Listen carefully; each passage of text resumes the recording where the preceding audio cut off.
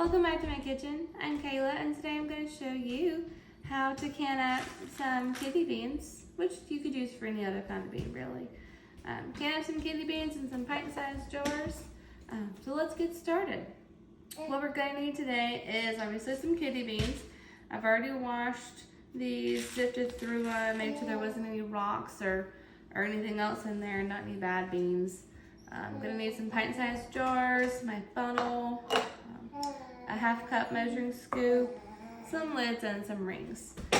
So typically for a pint-sized jar, you're going to put half a cup of beans in.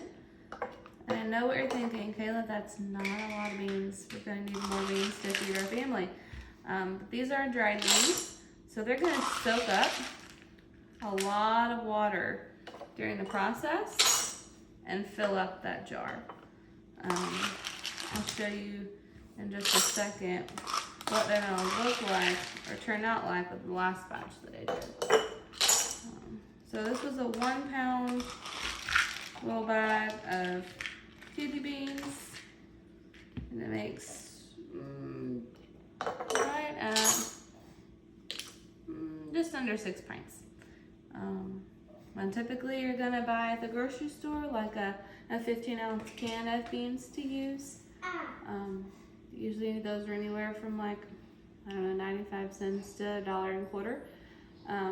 I took one bag of 1 pound red kidney beans for about $1, and I'll get 6 cans out of it versus spending the same price for $1. So a lot more economical to do it on your own. You know exactly what's in there. You're able to use it whenever you want to. You don't have to run to the store to get anything. So let's get to work on these. I'm gonna get some water. So we're gonna fill these up. I'm gonna fill these up to the 1-inch headspace. So we'll just add a little bit of water.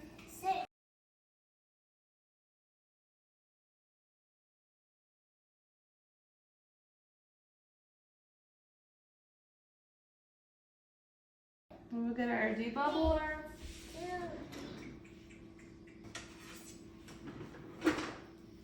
A lot of kits that you can get with the funnel also come with a debubbler, and it measures headspace on there too. So we just want to move it around, make sure you get all the air bubbles out. We don't want to leave any of those in there. That will affect our ability to seal. We'll just give them all a good little stir so there's not any air. Sometimes whenever you move them around and get the air out, it does affect the water level. You just go back and top it off. Sometimes they don't need much, sometimes they need a little bit more. It's actually pretty good. So we'll just pop some. Okay, now we'll get our paper towel that's wet with a little bit of water and just clean our rims off. We don't want any particles from the beans on there, any extra water. We want to make sure these are nice and clean. That way we get a really good seal. Because I don't know about you, but I don't want to spend 75 minutes waiting for these things to get done just for them not to seal. We'll put our lids on. And then we'll use our rings to tighten them up. Now we'll do finger grip tight. That way it doesn't buckle the lid, the pressure coming out. We want to let all that air escape to get a good seal. Now your rings don't have to look fancy. They don't have to be brand new out of the box. If you do have new ones, those are nice looking, but they will eventually, change colors.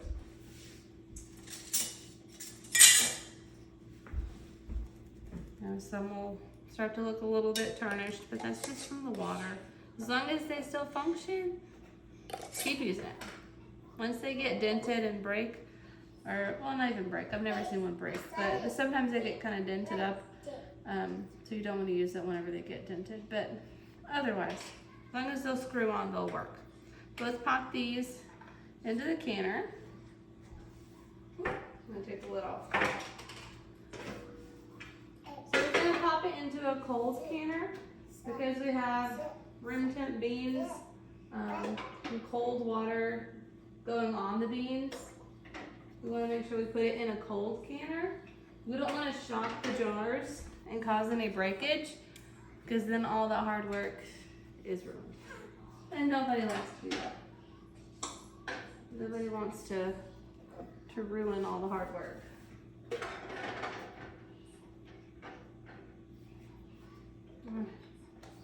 Put the lid on. And then we'll get that canner going. Let me show you what they're going to wind up looking like. So they wind up taking up pretty much most of the jar. I don't know if you can tell, but they soak up all that liquid. They get to be nice, big, fat beans that you can then use in whatever you would normally do. Sometimes I'll grab 2 pints of that, some pints of turkey meat, pint of tomato sauce, and make some chili. You can put it in tacos. You can do really whatever you want to with it. But I know that I've got this on my shelf, ready to go whenever I want to use it. We're gonna get that canner started, so I'm gonna move you over there. That way you can see the process for that. All right, so we've got everything inside the canner. We put the lid on. There's a marking on the handle and a marking on the lid telling you where to line it up. And then we're just gonna turn it to close. And we're gonna turn the heat on. We're gonna turn it on more of a medium heat, so we don't wanna start it up too high.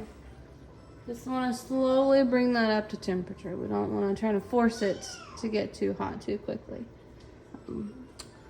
Once the heat builds up, the pressure starts to raise, we're going to start seeing some steam come out of this open port. Once we do, we're going to start a timer and then put our weighted gauge on it, our weight on it, and then we'll get started. But we'll come back whenever we start seeing some steam pop through. Alright, so we're finally getting a steady stream of steam out. Hopefully it shows up on the camera. So now we'll set a timer for 10 minutes. And the idea is to get all of the air out of the canner so that it's steam and pressure by doing this venting process. And then we can put our weight on and get up to pressure and then start our canning process. Now while we're waiting for this 10-minute timer, that can go up and down. It might spew a little bit. That will not tell us when to put the weight on. That has nothing to do with when we actually put the weight on. So we'll check back in right at the 10-minute mark and we'll put our weight on. Alright, so we've been venting for just at 10 minutes. The timer's about to go off. Here we go. So now we're just going to pop our weight right over it. And now the pressure will continue to build and our gauge will start to go up. Now for what we're trying to can with my elevation, we need 11 pounds. So I'll try to get it as close to 11 as I can and keep it there. Generally, I keep it between 11 and 13-ish. I try to. Sometimes it goes over a little bit. The main problem is you don't want it to go less than 11 because then you have to start over. And that's really, really annoying and frustrating whenever you get down to like 13 minutes out of your 75 left to go. And then you have to start over. So at this point, you've been able to kind of walk away if you need to, or just kind of glance at it every once in a while. Now that we've put the weight on, you now have to keep eyes on this. Okay, this is where a lot of people get really scared because back in the day, pressure canners would blow up. I'm sure you've heard stories from your grannies and mamas about the pressure canners blowing up.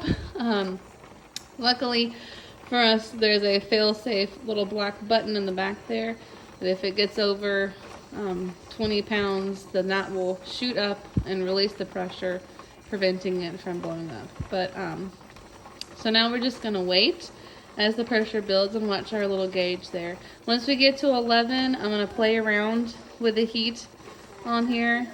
After you do it several times and kind of get used to it, you figure out where your sweet spot is, to kind of keep that eye on.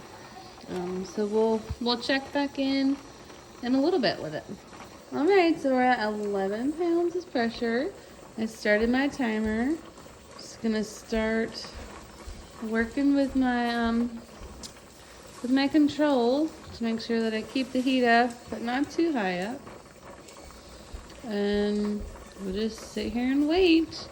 We can do a few things around the kitchen, but just so that I can keep an eye on it pretty regularly. That way I can keep the pressure going, so I don't have to start all the way back over. All right, so we'll check in about 74 minutes. Okay, so it has been a long 75 minutes. Our timer has gone off, so we're going to turn off that heat. And then the best part, we just get to sit here and do nothing. Not a thing. So we have to wait for that to come all the way down to 0 and our pin to drop before we can do the next step. So that'll take probably 15-20 minutes-ish. But literally, we're just going to let it sit and do its thing and wait. Just wait. Our pin just dropped, so now we can wiggle our weight around. If we don't hear any pressure air coming out of there, we can go ahead and take it off. Then we're gonna let it sit for 10 minutes, and then we can take the lid off. So canning is not a quick process by no means, so be patient. Okay, so the timer went off. I open up our lid, and we always want to open up away from our face. Very, very hot steam still in there.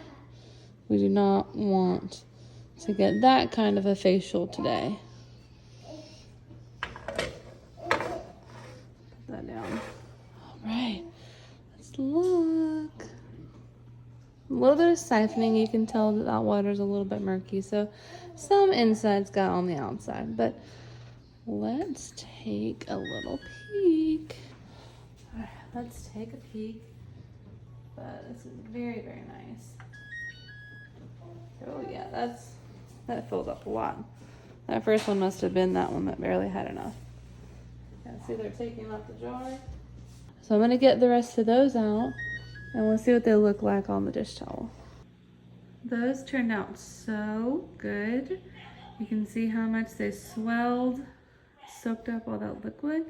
You can see that bubbling. The insides are super duper hot. So whenever we take them out, we have to make sure that they're nice and level as we take them out. We don't want anything to spill out while it's trying to still finish up that sealing. So we're gonna put them gently down on either a cooling rack. I like to use a dish towel and let it sit for 24 hours. Let it cool all the way down before you start messing with it. Now as things sit here and start to cool off, if they haven't already sealed, because sometimes they will do that in the canner, you'll hear them pinging. You can kind of tell the lid, it doesn't have that big bubble anymore for some of these.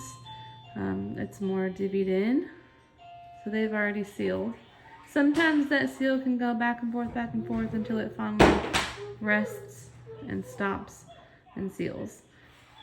So yeah, just don't mess with it for 24 hours, and then you can check the seals and make sure they do okay. If it doesn't seal, then you can always reprocess it exactly like we did and try again. So it's been 24 hours. I took the ring off. I'm gonna check the seal. I pick it up by just the lid. It's not going anywhere. So it's nice and sealed. The center part has definitely sunk in. It is nice and sealed. At this point, you want to run some hot soapy water in your sink. Put your jar in there. Put your ring in there. Give it a good wash off. Make sure you get any extra residue or anything off. And then you're going to store it just like this. You're not gonna leave your ring on. You're not gonna put anything on top of it. So we wanna make sure we can keep eyes at all times on this lid to make sure that it doesn't come unsealed.